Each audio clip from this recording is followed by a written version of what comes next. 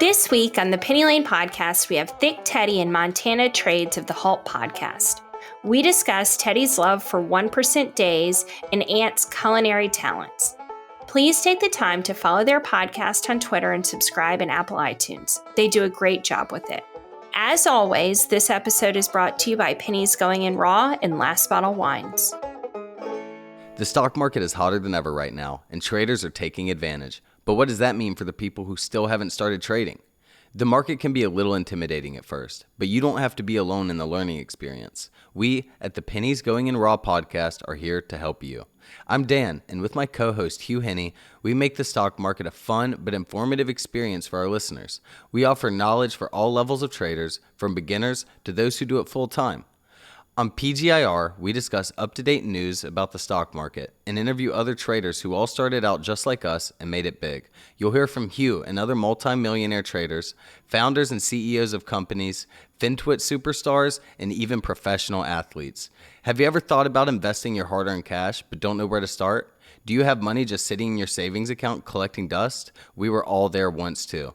Listen to Penny's Going in Raw on the iHeartRadio app, on Apple Podcast, or wherever you get your podcasts. Hi, guys. Welcome to the Penny Lane podcast. We have a very special episode today. It's a Penny Lane podcast, collaboration Crossover. with the Halt. Yeah. I never know what that means. Like, Penny Lane times the Halt? Yeah. I don't know. We have the host. The Halt. Yes. We have the host of the Halt podcast with us. Thick Teddy and Tony. It's Tony Montana on Twitter, yes? It's Montana Trades on Twitter. Montana but Trades at on this Twitter. point, it's Anthony, this- Ant, Tony. Right. I call all him right. Ant. Teddy's the only person that calls me Ant. It's because that's how we met. We met when you were Ant, so I just go with it now. That's true. what it is. Mhm. This is my co-host, Justin, who is not on Twitter, so I'm not sure how familiar you would be with him unless you've listened to the podcast. So, Justin, say hello. Hello. Thanks for coming on, guys. Yeah, man. Nice to meet you. I Nice might to not meet you. be on Twitter, but I do peek at it, if that makes sense. Okay, that so makes check it sense. out. Yeah. Yeah. I just Yeah. don't tell Yeah, anybody Twitter- that. So Twitter keep can that be between crazy. Sometimes I wish I wasn't on Twitter. Yeah, me too. I get yelled at by Blaine a lot because obviously it's doing the exact opposite of trying to grow the podcast. But, Mhm. I'm not on it, and I don't really know that I'm going to be. Sorry, Blaine. So, funny enough, our season premiere was with Shark, and he messaged me and was like, "Hey, I really want to share the podcast. Can I share it from the Penny Lane Twitter?" And I was like, "Oh, I don't have the login for that." So, not only are you on Twitter, but Kate's not posting our episodes on Penny Lane. So this is all word of mouth. Our social media exposure Perfect. is low to quite low. Good. Smart growth strategy, right? All right, guys. Well, can you talk me through how and why you started your podcast? It's so good. I've loved listening to it, and I'm so thrilled with how quickly you have ramped up, and you're on season 2, and you're just killing it. So give me your origin story. Yeah, so I think basically me and Ant were just kind of friends who traded together. And at some point he was like, "Hey man, I've always wanted to do a podcast. What do you think about maybe just doing videos or doing a podcast about, stocks or whatever it is?" And I think I put the idea off for a couple months. I was like, "Oh man, check back with me some other time. Maybe I like it, but I don't really know." And then one day I was like, I think I was working actually, and I just thought about it, and I was like, "Man, that'd be a lot of fun to sit down for an hour, 2 hours every week and just talk about shit." So then I texted him, and I was like, "Hey man, let's do it." And then I think we started that week. I think we just jumped into it, got a guest, and just went with it. Cool. I think, Well, yeah, I mean, to go off that quick, I think we literally just started no guest. It was literally just me and Teddy. And I didn't even have a webcam. I had essentially nothing. I just had something to speak into. But yeah, I think we kind of saw the need for something more targeted to beginners. I know this podcast does a lot of that, but yeah, I don't know. I've listened to some, and the jargon and the the rhetoric that they use is like, if I was a beginner, I'd have no clue what they were talking about. So Yeah. I think that's another reason we really wanted to like get into it. Cool. We also wanted to kind of just incorporate some other types of stuff other than stocks, keep it kind of fun. So like we talk, like, I don't know, we're always drinking something new. We're always trying something new. We talk about anything possible that we can find under the sun to talk about. We don't really shy away from anything. So we talk that we'll like find out stuff about the guests and just ask them stuff about their personal life just to keep it kind of break up the monotonous like stock stuff, like all these Bollinger Bands and 20 EMA, all this stuff, which can get really tiring if you talk for an hour straight or have to listen to that an hour straight if you're a beginner. For sure. What is the best listener response you've gotten so far that's made you been like, I'm glad we did this? There's a bunch. Yeah. The problem with some of the people that listens, their response is like probably inappropriate for this, but I don't know. There's a lot of people have sent us messages like, well, because we kind of started when the market was not the best. Like we haven't even been doing it a year, and as everybody in here knows, the market's been pretty. Hasn't been great. Yeah. So we kind of started in a downtime in the market, and we get a lot of comments like, "Oh, man, if you just would have started when the market was hot, like you'd be like big time," and things like that. But like honestly, we didn't start it to like make money or anything like that. We kind of, like I said before, felt that we saw a need in like education for beginners. So. God, we started ours in May, so also not a year. And man, it feels like I've lived like 6 lifetimes since then. Like the effort it takes. Well, we do 2 a week, and each episode's over an hour. So the effort that goes into like staying on that schedule and keeping it fresh and all of that it's a lot of work. And I think that you guys would know that the listeners a lot of times, I think, are like, oh, it's just all fun, which it is fun. Like I love talking to people, and it's always I'm always having a good time, but it's an effort that I love, but it's an effort. And I've seen you guys on Twitter talking, like asking people to share it and, asking for people to review. And Lord knows I've been there. I'm like, for all the effort I'm putting in, like, please do me the favor of sharing or reviewing or something that doesn't cost you a dime. But, Yeah, it's fun until I have to edit it. And it takes like, I knew really nothing about editing. Well, actually, I lied. I was a photographer before this, so I've edited like pictures, but I never used Premiere or anything to edit.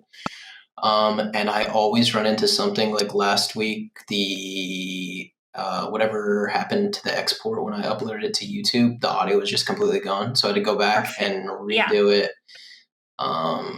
But yeah, like it's weird too. Like one time I had someone message me and like said that I was a sellout because I asked for somebody to retweet it. Like, I'm like, dude, we don't make any money. Like, it's right. I don't make a penny off this. Yeah. But we take hours and we just want people to just share the learning too. It's like the best things I've gotten from people is like, I learned how to do something from your podcast, or I learned like this strategy from your podcast. I always love those because it shows that we're actually doing stuff rather than, just like 2 dudes and another guest talking on a microphone and stuff. For sure. We have 2 sponsors. We're still not profitable. And I struggle with that all the time of like, I'm still doing, like, I am personally not making any money off this. I'm doing this just because I'm getting to learn and I love doing it. But it is cuspy with the like sellout situation. It's like, no, I haven't sold out. That would be putting money in my pocket. And we're just trying to get by. But, Justin, I've been doing all the talking. That's fine. Would you like to ask a question? Yeah, it's going to be a real hard hitter. So I looked I looked at the Twitter, and the first thing that jumped out at me very exciting in the bio is the term seltzers. So you said that you guys talk about trading and bullshitting, but also seltzers. I would love for your guys' hot take on those, whether or not you hate them or love them, or if that's one of the drinks that you said that you're always trying out. Yeah, we used to do a ton of seltzers. We like transitioned to like beer since it's like wintertime and stuff now, but high noons are just the A game, I think. And then, oh man, I really like canteens. If you've had Canteen, they're kind of like a high noon. They use vodka because I don't like the ones that are actually just like the beers disguised as seltzers. Like Truly makes some. All those, they're good, but they're just not as good and not as clean as like High Noon and stuff. But High Noon, what's the flavor we like for High Noon? And is it I don't know, peach? pineapple, watermelon, peach. I mean, we know just about everything about seltzers. I guess we like all of them, I guess, but So we you guys tried tried- I think all of them. I think we tried literally every single kind. The Topo Chico ones. I haven't. I don't like those I've, very much. I've seen them. I haven't tried them. Interesting. So, Justin's wife is my sister, and they just got married. So we were on her bachelorette party in San Juan, and they like released the Topo Chico seltzers there before they did in the United States, and we were about it. I mean, I was like, I'm trying every flavor, like, and then I got really into them, and then I came home and was like, oh, they are here. Maybe they didn't release them first. Anyway, I was a big fan for like 2 weeks, and then burn out a bit on them. Yeah, seltzers are, I mean, like Teddy said, we've essentially tried every single possible thing. So we kind of like transitioned to beer now. But like, I'll drink an IPA on the podcast and I hate it. But I mean, I basically go off, what does the can look like? Yeah. That's kind of, the cooler the can, the more I want it. And pretty much they never taste good. Gotta have good marketing. We what was that other one we liked? Was it the Bud Light orange cream or Coors orange Coors cream? Light. Oh my god. Creamsicle. That one was Those good. ones We are had that one. That just sounds like a hangover or a stomach ache. We have been talking about White Claws since day one on the podcast. We're a big White Claw family. It's the OG seltzer, and there's some big White Claw fam. It's loyalty to that brand. Although I know that now there's been enough time where there's better out there, but there's something to be said for loyalty. Where I live, there's actually craft seltzeries. Is that what they're called? Seltzeries?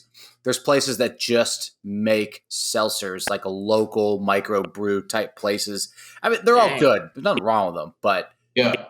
A little loyal to White Claw. But anyway.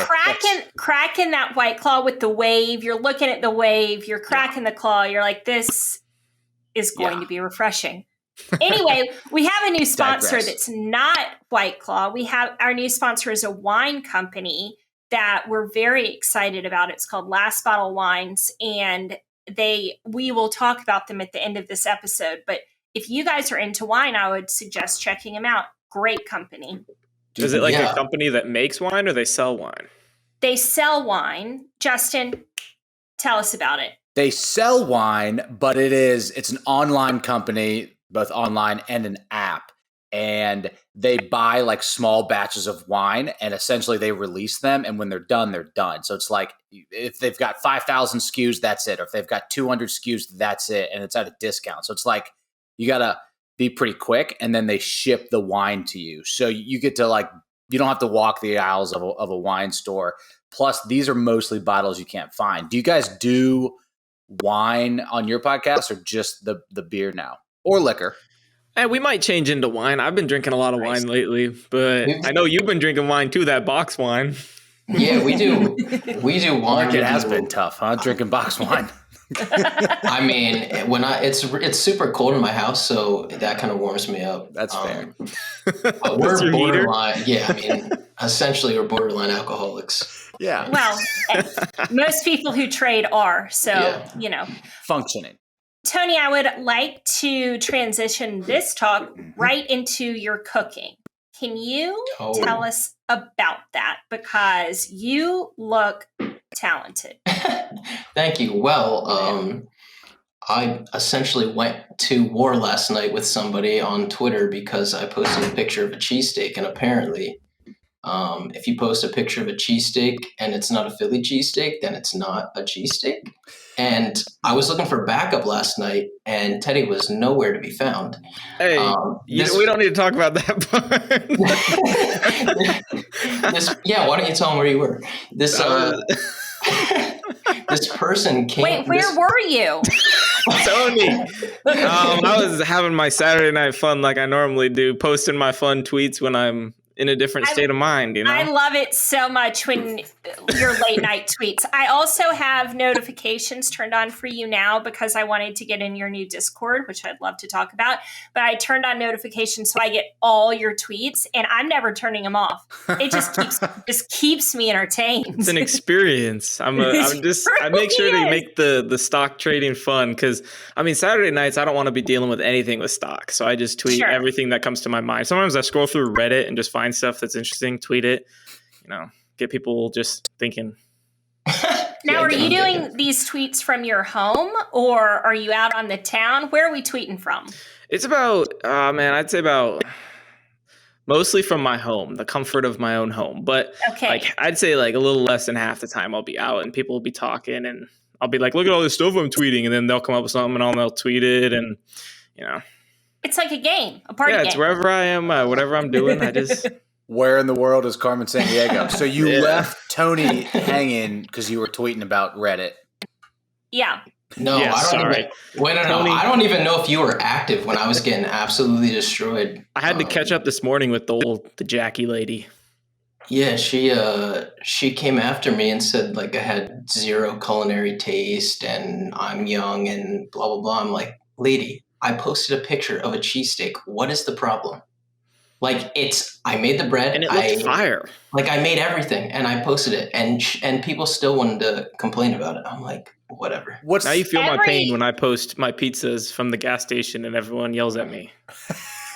Yeah, but those are. That's gas station. You gotta back me up now, Tony. Tony, do you have any sort of like culinary education?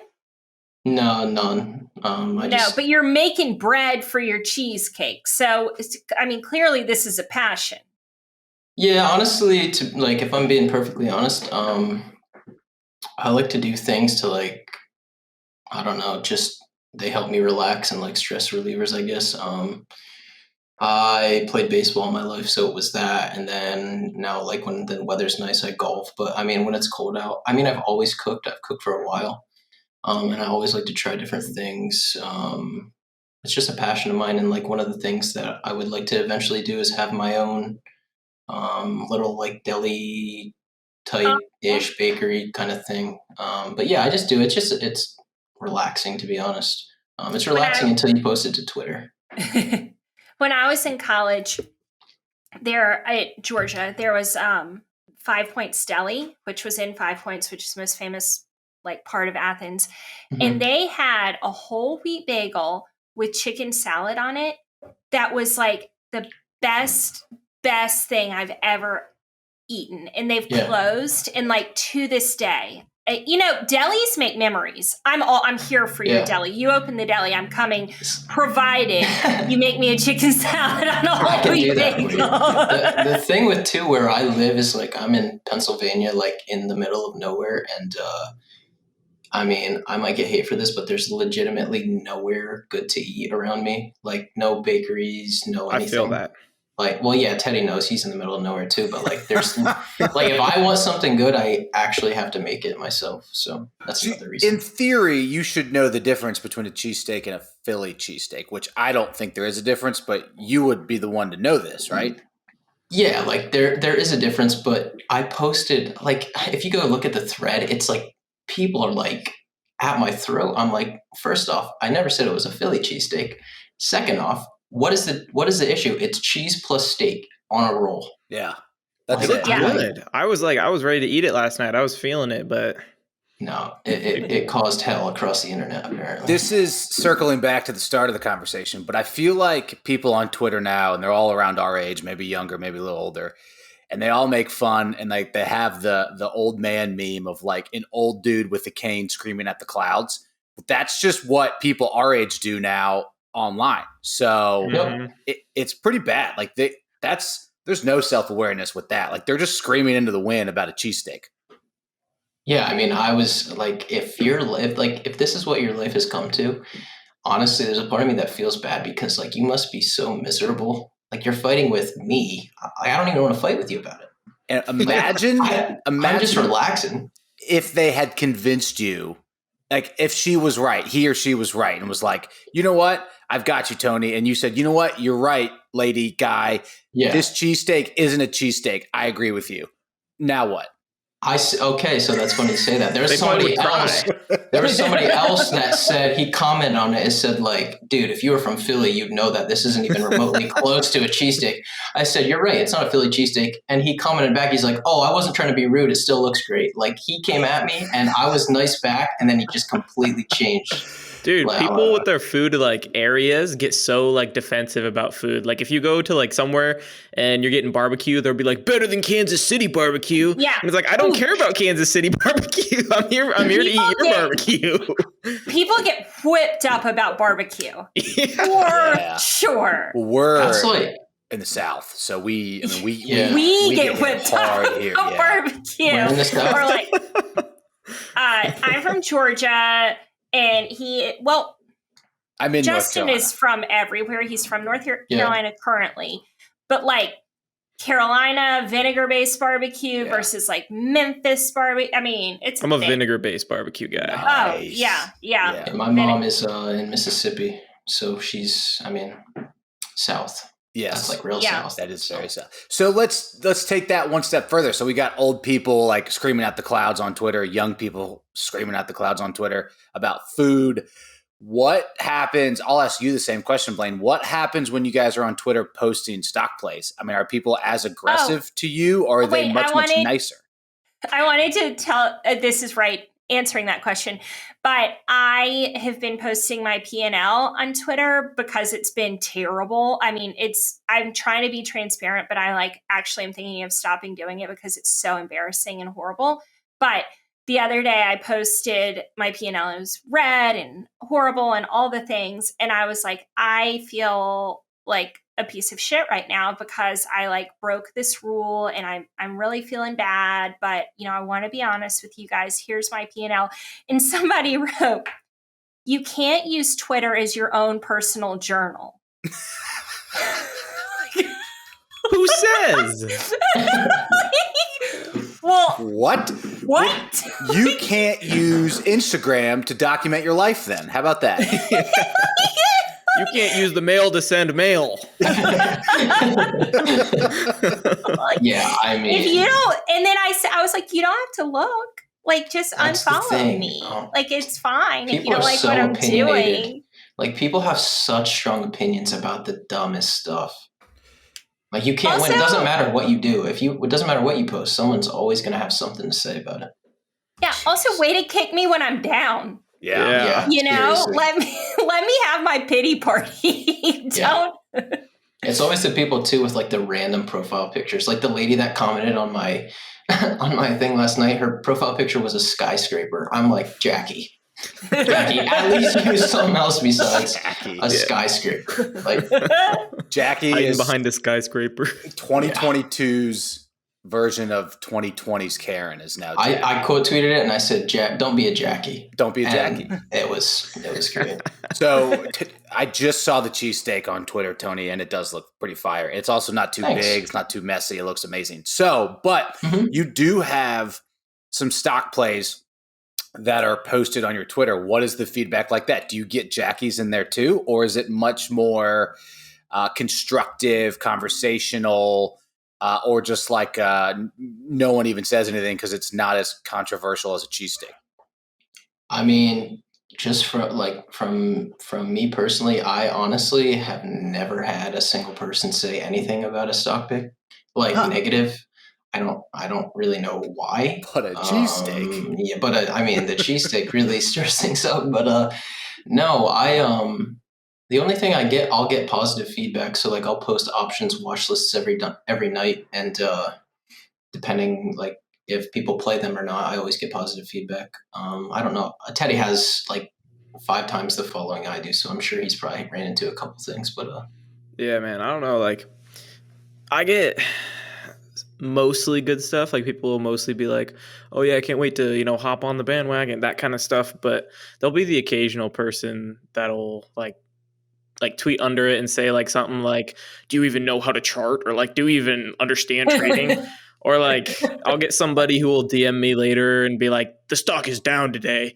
Like you suck." And I'll be like, "Dude, it's been one day. Like it's not meant to be a day trade," that kind of thing. But I don't know, nothing crazy. Honestly, people I think care more about the tweets that aren't stock picks nowadays. Like when I first started my account, all I did was tweet stock picks, and that's how I got all my followers. But then now my stock picks, like people don't really care that much. Like they just like my stock picks will like go unnoticed in my page. So I don't really know. I still post them and stuff, but people just don't interact with them as much.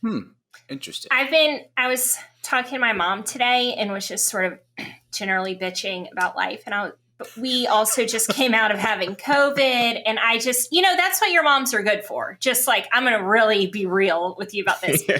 And I was have to pay you like a therapist. Right.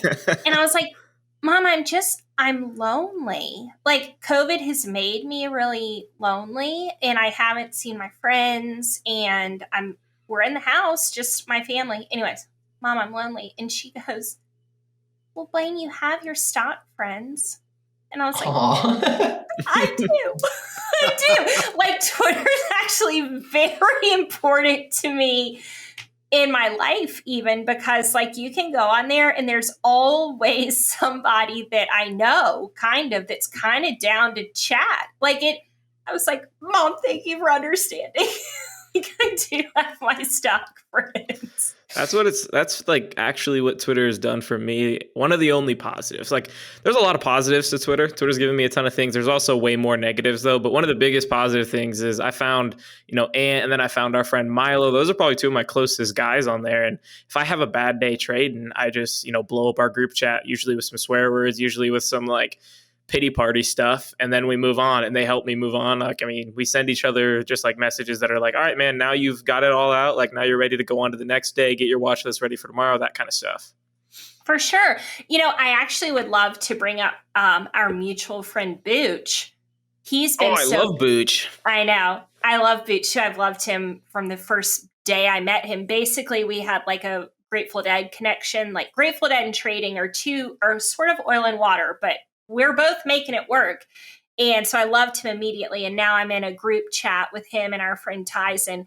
And last week, all three of us had just like massive losses. And we're in there like, that's it. I'm quitting. I'm done. I can't do this. And then the other two who didn't, have quite as bad a day are like, no, you're not. It's reassess tomorrow. But first of all, hi, Booch. I know you're listening. Thank you for the support. You're one of my favorite peeps. But the support that you can get in those little group chats with other traders is very significant. Irrational exuberance? When it comes to killer wine at drastically low prices, 30 to 70% off retail, and free shipping, we live for that here at Last Bottle Wines. Whether you went long or short on GameStop, you'll need a glass of something terrifically tasty, and we've got the goods. Last Bottle is a daily wine site based in Napa, California. One wine every day at Black Swan event prices, usually 30 to 70% off, until poof, it's gone.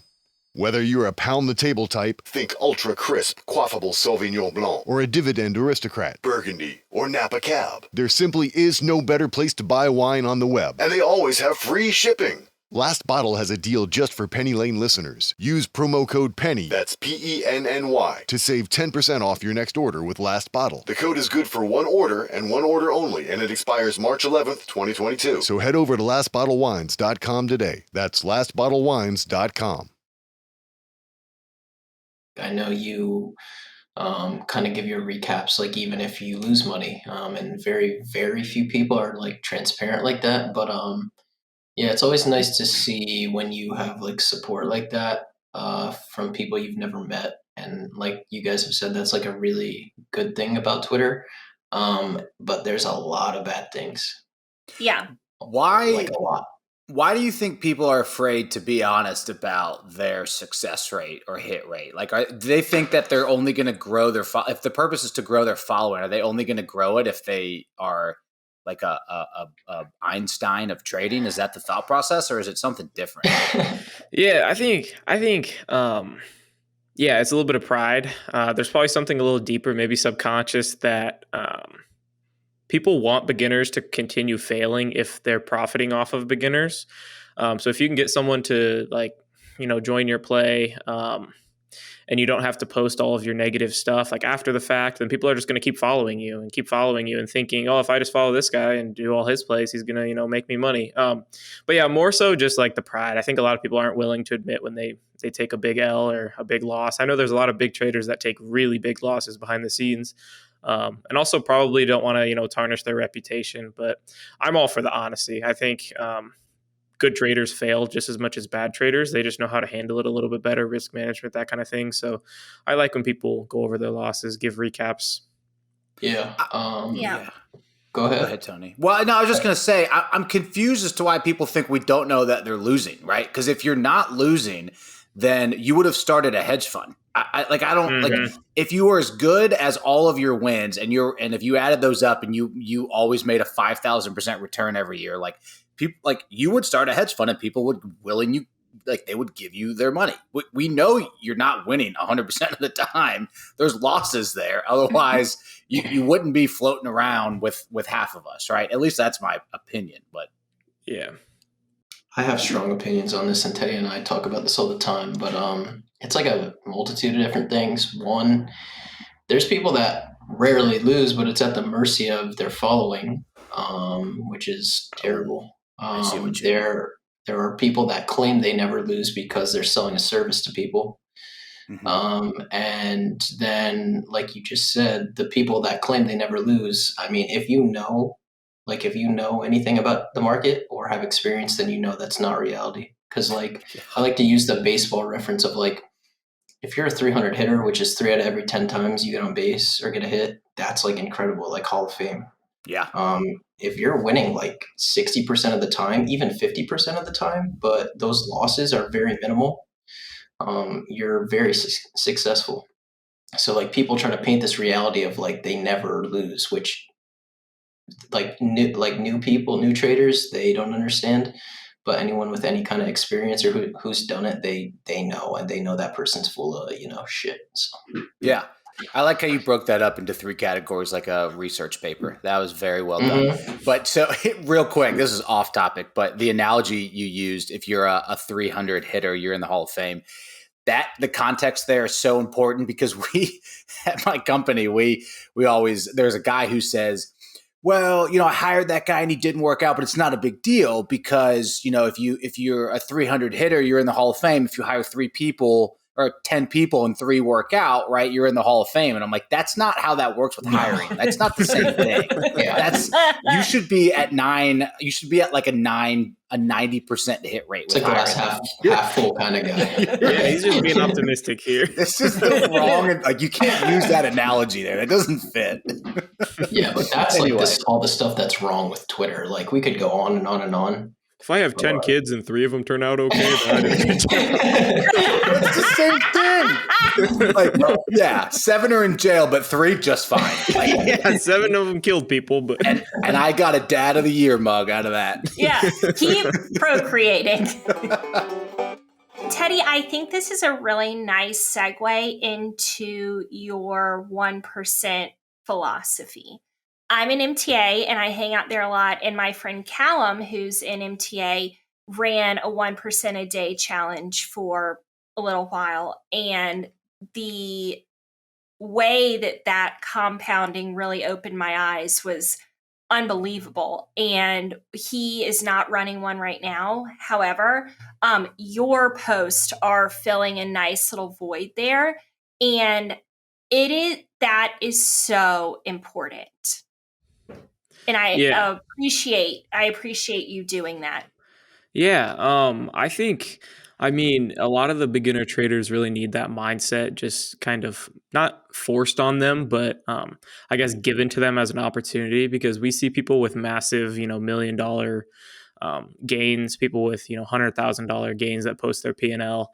So all these beginners with $1,000 account, they don't really understand where that all started, where most of it starts when you have, $5,000 or $10,000 that you're putting into the market. How do you grow to be able to have, enough to quit your job, be able to sustain your family on the market gains? Well, you have to start by compounding that. You're not going to be able to just, have one big play. And if you do, you're going to lose it all within a few weeks. Because I know people directly in my, real life that have had, massive gains, 40, 50K days, and then lost every single cent of it a few days later. So it's a matter of just setting your goals at a place where you can continue to achieve them. So I kind of came up with this, a year ago, months ago, but I have never really came public with it until I knew I could kind of do it myself for like a year straight. So I wanted to just find a strategy that I knew everyone could actually execute, and that I'd have a very, very strict framework of how to get there. So I kind of came up with that 1%, and then I've been living it the past year, or maybe 8 months, 10 months.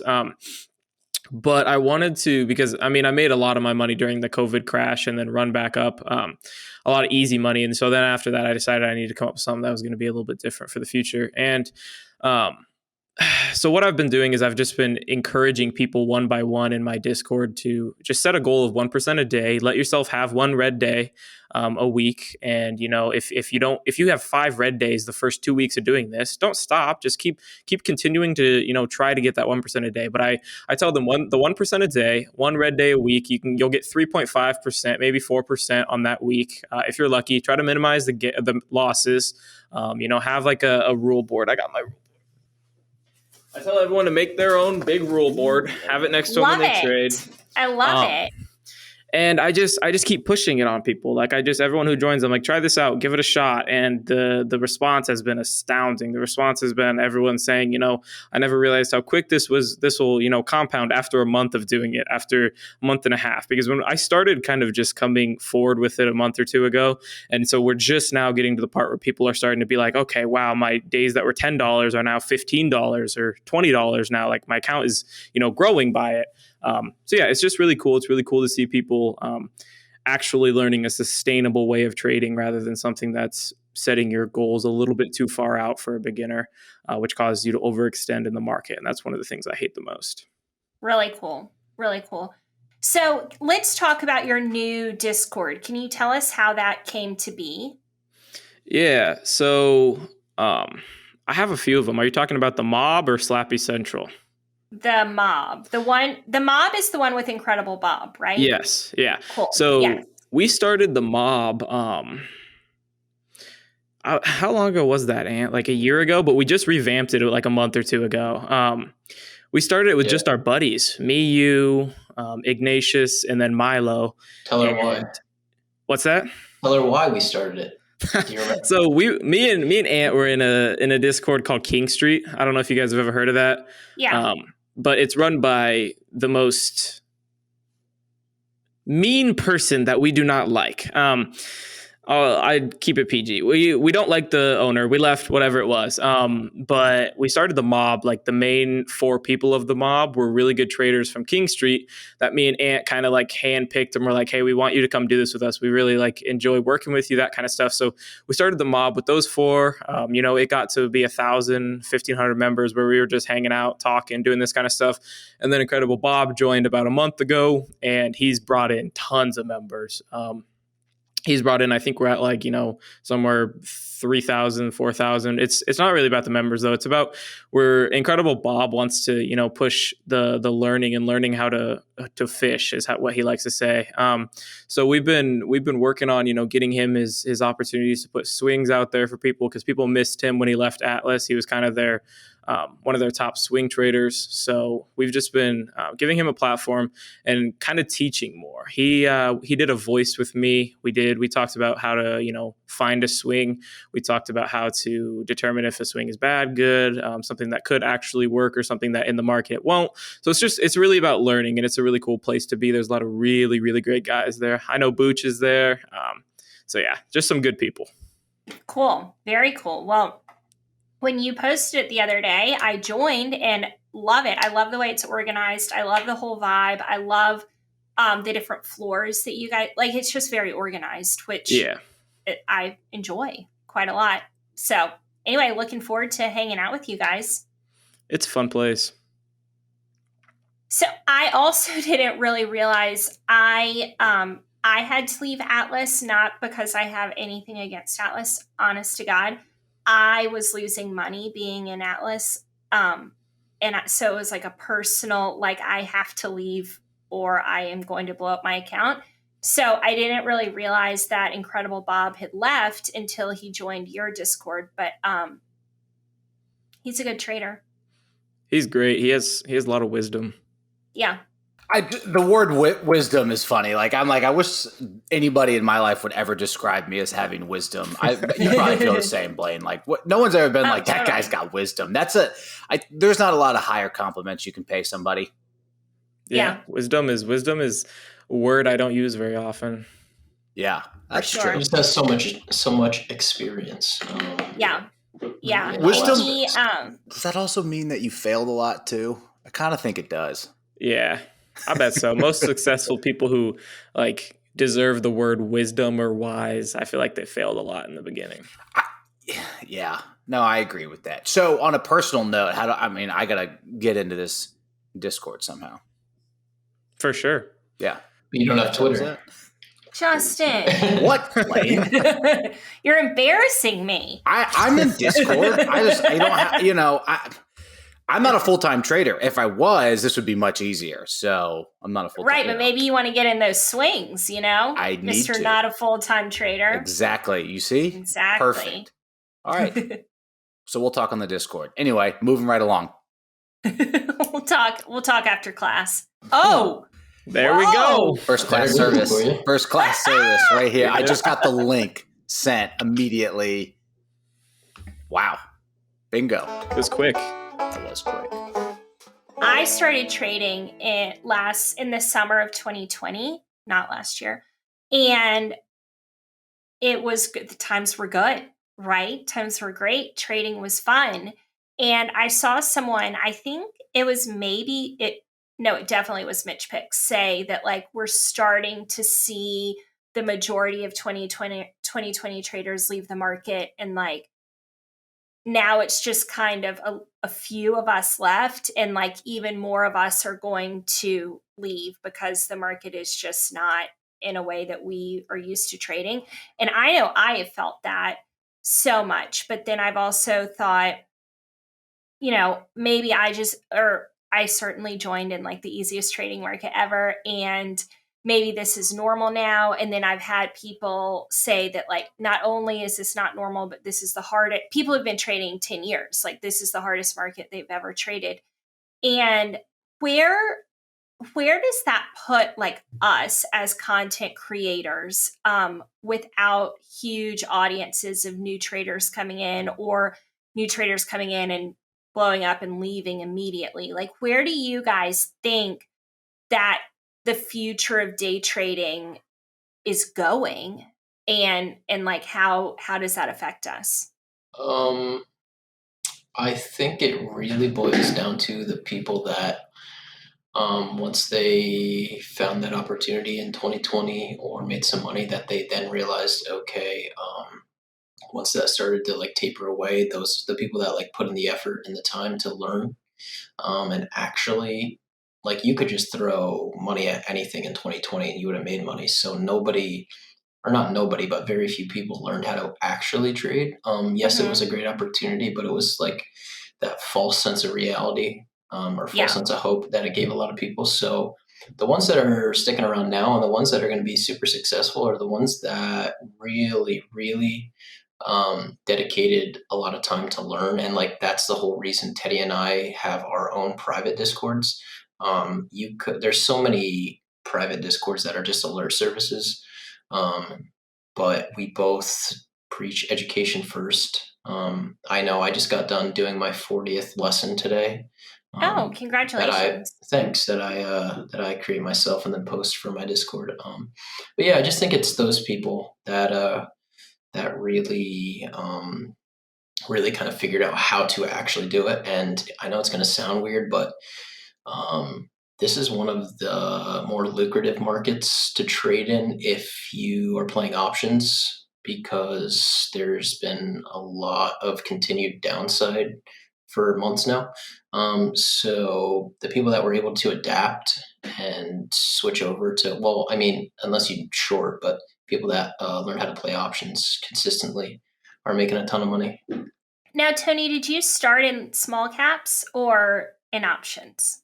I started in the OTC and I lost a lot of money, like a ridiculous amount of money.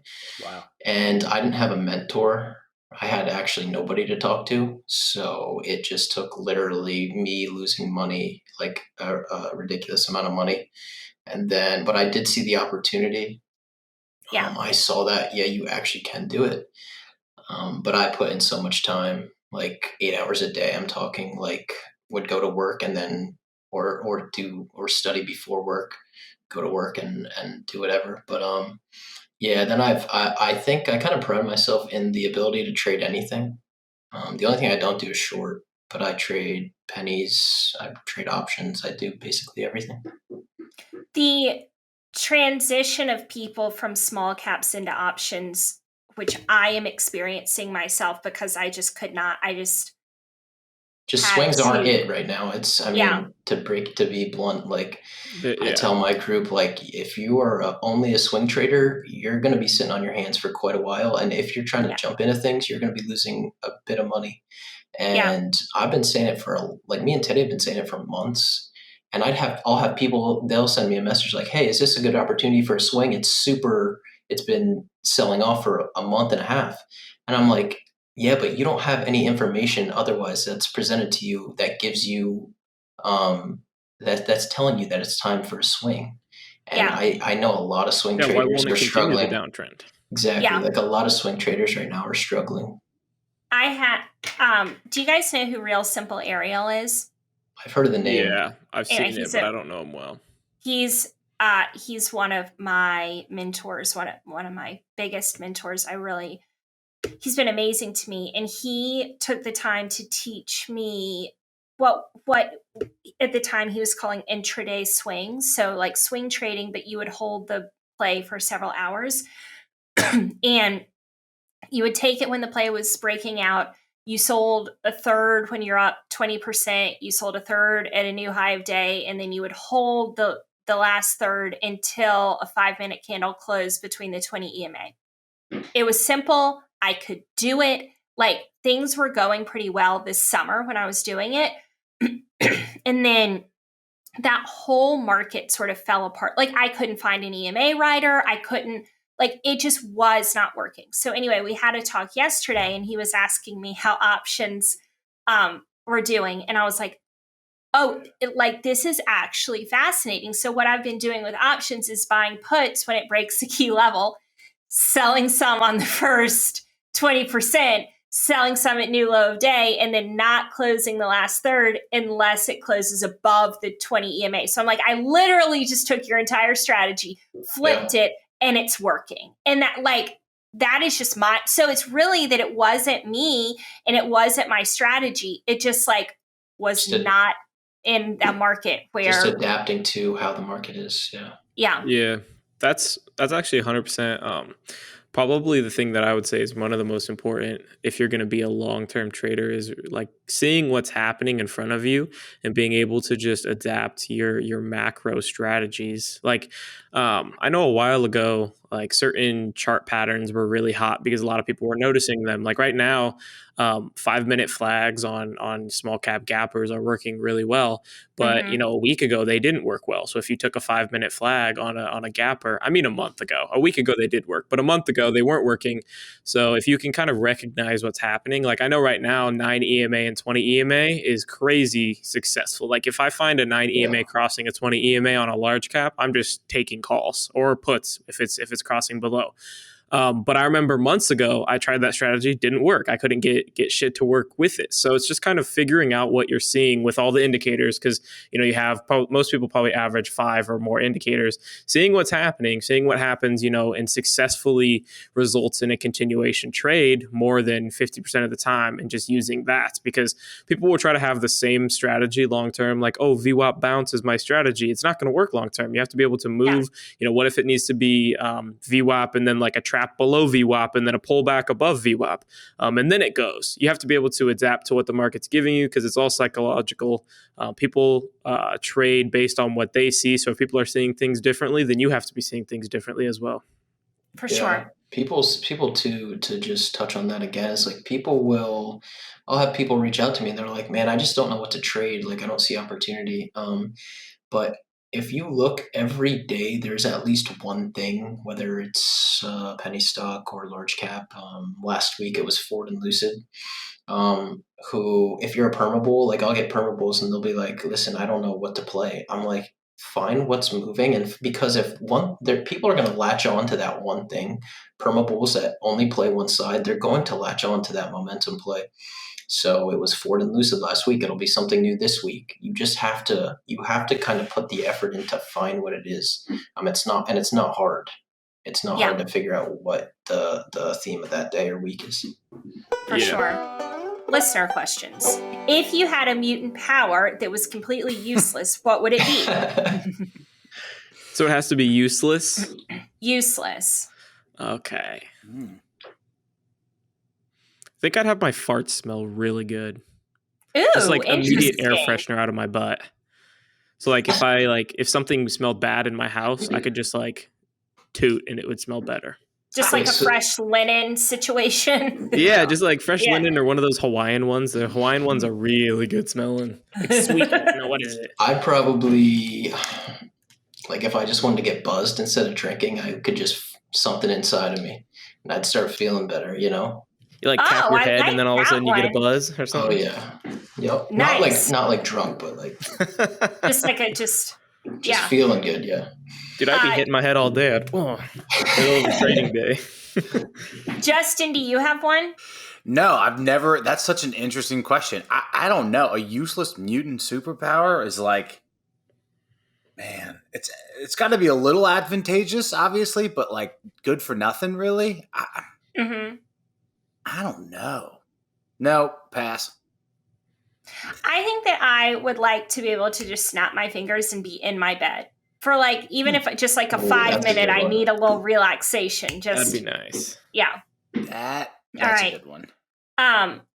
Ask Teddy about Casey's breakfast pizza and taco pizza. Oh, no. Oh, man. This is, okay. If anyone is from the Midwest, they know that the Casey's pizza, the Casey's breakfast pizza, Casey's taco pizza, it's not like a gas station pizza. Everyone is making fun of it all the time on Twitter, like, oh my gosh, this is gross. This is from a gas station.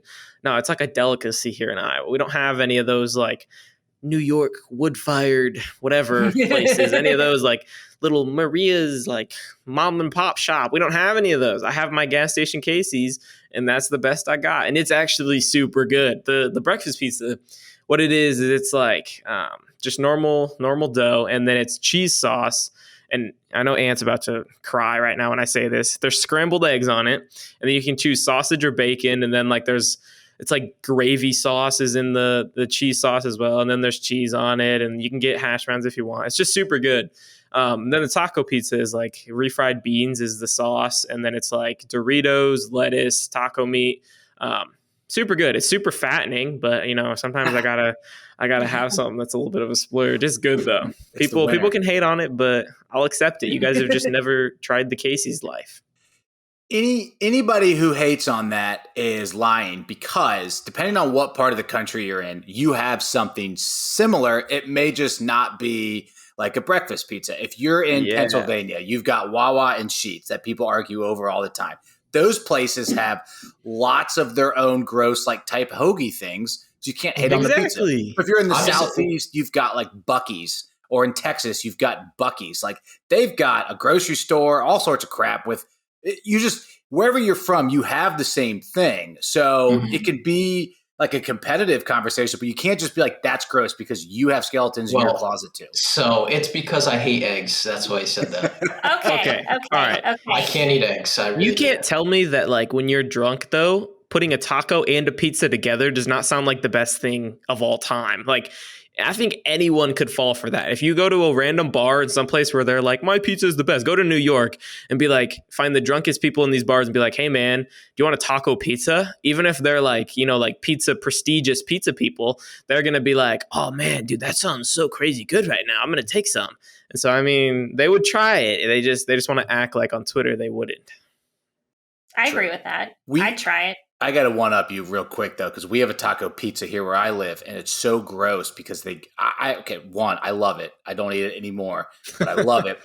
Two, they give you a packet of like sour cream to put on the pizza. Oh, I do that. Yeah, we get sour cream on ours. It's so good. Yeah, see, okay, so they do that, and it is good. Wait, is the sour cream hot? No, it's cold. No. Oh, okay. Yeah. You put sour cream and taco sauce on the top of it. Yeah.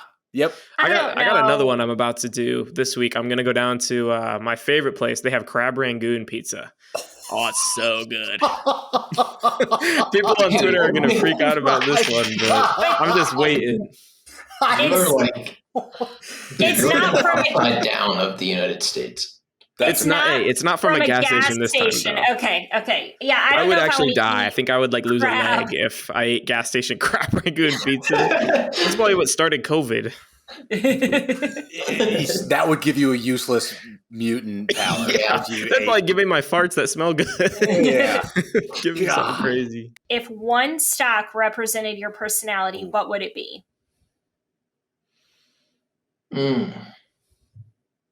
It's a good one. Is that harder than the mutant power question? Tough, yeah. That's a really tough question. I'm thinking. Because I felt like it depends on how you trade it, I guess, right? But if you like know the personality of a stock, like it runs in the morning, pre-market, or after hours, or it just kind of burns off in the afternoon every day, or mine would probably be any shipper because it just does literally nothing. I'm super relaxed, so that's probably what it would be. Just a Maersk. You're just Maersk. Yeah. Yep. I said that mine was CCL because it's real dependable and earnest and tries real hard, but like doesn't do a whole lot. Staying afloat. Just staying afloat, right? Yeah. Tries really hard. I'm gonna go with Pepsi. I have no idea why. It just came to my head. PEP. All right. I think it's just because I like Pepsi. That's no idea why. But it's only mango Pepsi. But I'm a Coke person, so I can't comment on that. But Georgia. Oh my goodness. But I respect you. Well, I live in Atlanta. I have a question for you guys. Are you guys so you're from Georgia, you say. Do you guys call all pops Coke there? Yeah. Yes. Oh my goodness. My mind is blown by that. That just like I think we talked about that on the podcast. That was like the craziest thing when I learned that like people in the South call all pops Coke. How do you order a Coke? Diet Coke, regular Coke, flavored Coke, Coke Zero, any kind of Coke. Okay, so you say regular Coke. Can I have a regular Coke? Yeah. Or you can just say like, I want a Coke. But like, if I want to go to Chick-fil-A and get it, like sometimes I'll get a tea lemonade mix. I'll still be like, I didn't want to swing by Chick-fil-A for a Coke. And then like in the line, I'm like, I want a tea. Yeah. Oh, and so that's you can't just totally say normal. Coke and they know what you're talking about. Right. You don't order it. You order what you actually want. Yeah. But like in conversation, if you want a soda, like, oh, pull into that gas station. I want a Coke. And then you can get whatever you want. Oh, that's just, okay. I get it. Teddy, you're aware that no one else in the country calls it pop though, right? Yeah, like me and like it's like my state and like a little bit of the like I think like Mississippi maybe a little bit of a couple other states call it pop and that's it. Pittsburgh they call it pop. I have family in South Dakota, they call it pop. Minnesota I feel like calls it pop. Minnesota calls it pop, yeah. Yeah, I don't know about I know Wisconsin. some of Wisconsin calls it pop. It's like there's like a big circle in the Midwest and then everyone else calls it like soda or Coke. Soda. Yeah. But what did they call a hoagie? Is it a hoagie or a hero? Like a sub. Interesting. We call them subs. I call them subs. Yeah. It is a hoagie, though. I get it. Yeah. Yeah. Some people Hoagie call bun. heroes, though. True. When I went to college in Boston, and they only had Pepsi machines, like in our dorm, right? You wanted to get a Coke, you go, it was only Pepsi products, and it was a real life-changing. Also, they only had Dunkin' Donuts. They didn't have like Krispy Kreme or whatever. Dunkin' Donuts is good. Yeah, it is good. I'm a big Krispy fan of Kreme Dunkin' person. I feel like the donuts are kind of dry at Dunkin' Donuts. I was talking coffee. I like their coffee. Oh, they have great coffee. I like Starbucks, but it's like $12 for a coffee. So is it really worth it? It always tastes a little burnt to me, but yeah, I don't like Starbucks actual like. coffee. Yeah, I think they're like coffee, like beans and stuff, taste like shit. To be honest, I have to drink it black, so when it tastes burnt, that's how I like it. Wait, why do you have to drink it black? Like I can't drink coffee with anything in it. Like it has to be. I don't know. I don't like the taste. It has to be black. But you like the taste of straight black coffee somehow? Oh, dude, I love it. Black cold You've been brew. blessed. That should be your mutant superpower right there. That I like the taste. Do you have like an espresso ever, or just Nope. coffee? I either go to a Dunkin' Donuts or I have a cold brew maker. Has to be black, and it has to be cold brew. You should do Whole30. Justin, you've done Whole30. You've done all the diets, right? No, not that. That one's too hard. What's Whole30? Whole30 is where you only eat things that like came from the earth. So you can't have milk or you can't have beans because those have to be cooked. So you can eat like potatoes, fruit, vegetables, meat that's been raised humanely, eggs. But you can't eat like added sugar. Where from the earth did Takis grow up? I'll do it if I can have Takis. But you get the Whole30 book. I've done every diet that's ever been made, so I understand that. But you open the Whole30 book and they're like, we've got to talk about something. You have to drink your coffee black because there's nothing you can put in it that's like Whole30 approved. Because I would do powerlifting competitions, so I've done keto. You put in the heavy cream, you put in the ghee, you put in whatever you want, and you get, you just put in the MCT oil, you're good to go. Yeah. But Whole30, I open it and it's like, you have to drink your coffee black. And I'm like, closed. Can't. Yeah. Yeah, I don't know. I have to. That's nuts. That's something I didn't know about you. I also like burnt food, like burnt hot dogs, burnt marshmallows. I like burnt food. Sure, yeah. But yeah. Did you see my bacon thing on Twitter the other day when I really burnt some bacon and then undercooked it, and people really had an opinion. Oh yeah, you can't post anything. I mean, burnt pizza is one thing, but like you just like flat out burnt toast. Oh, burnt toast with some butter is so good. No. I'm talking like I like burnt like burnt cake. I like that. Like burnt marshmallows are really good. Burnt like hot dogs and hamburgers are all right if you get the right seasoning on them. Burnt chicken is pretty good if it has good seasoning on it. I love burnt chicken. But I don't know about burnt toast. That would ruin my day. Chocolate and stuff. There's a guy he's a sports announcer. I don't remember his name, and apparently he was famous for carrying around a picture of burnt toast in his wallet. So whenever he was traveling for work and he was at the hotel restaurant, he would show the waiter, when I tell you I want my toast burnt, this is what it looks like. That's a good idea, though. Yeah, that is. Like most people would be like, "You want it burned? What do you mean?" You need to do that at Dunkin' Donuts and be like, "When I tell you I want my coffee black, it is black. Like I don't want." You guys are notorious for like, "Oh, so you want it black? So I'll only put 2 pumps of cream in it this time." Yeah. The problem with getting just a regular iced coffee, like I get in this debate with people all the time. If you get an iced coffee, it wasn't brewed like.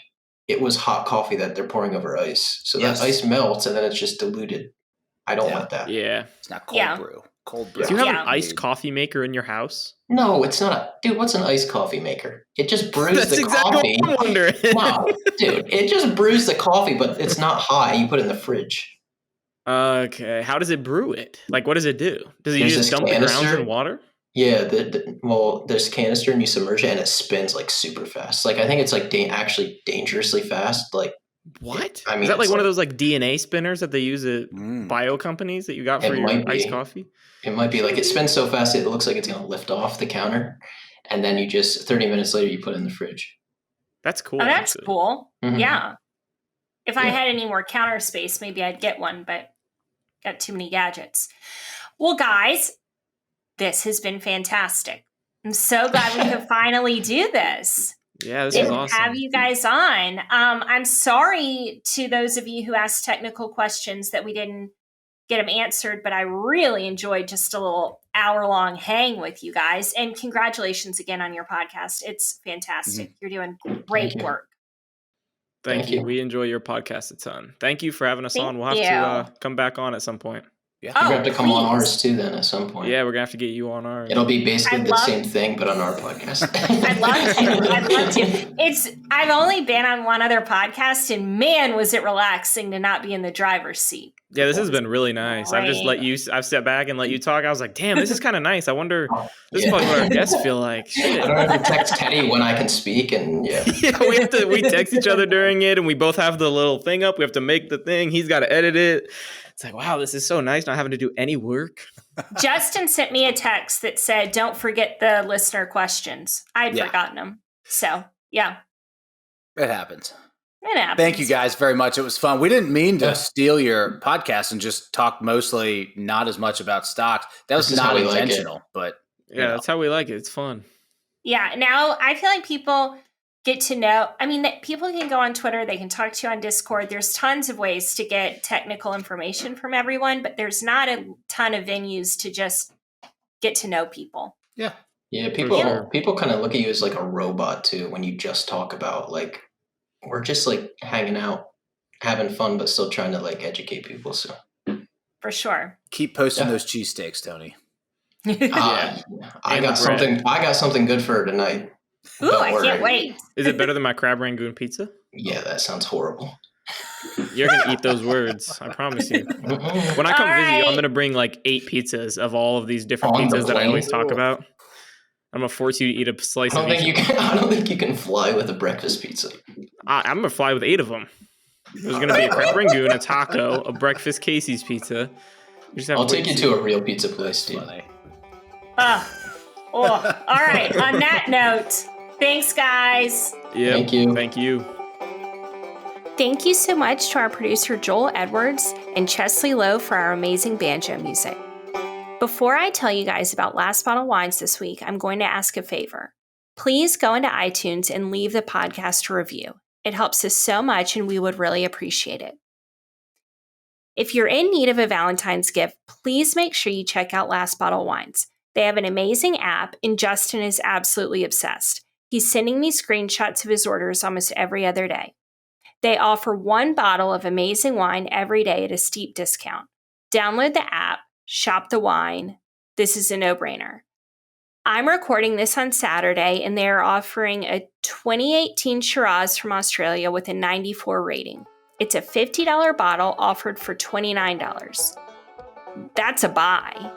Be sure to use code PENNY for 10% off your order, good for one-time use, valid until March 11th, 2022. Support the podcast by supporting our sponsors. Thank you, guys. By accessing this podcast, you acknowledge that the Penny Lane podcast makes no warranty, guarantee, or representation as to the accuracy or sufficiency of the information featured in this podcast. The information, opinions, and recommendations presented in this podcast are for general information only, and any reliance on the information provided in this podcast is done at your own risk.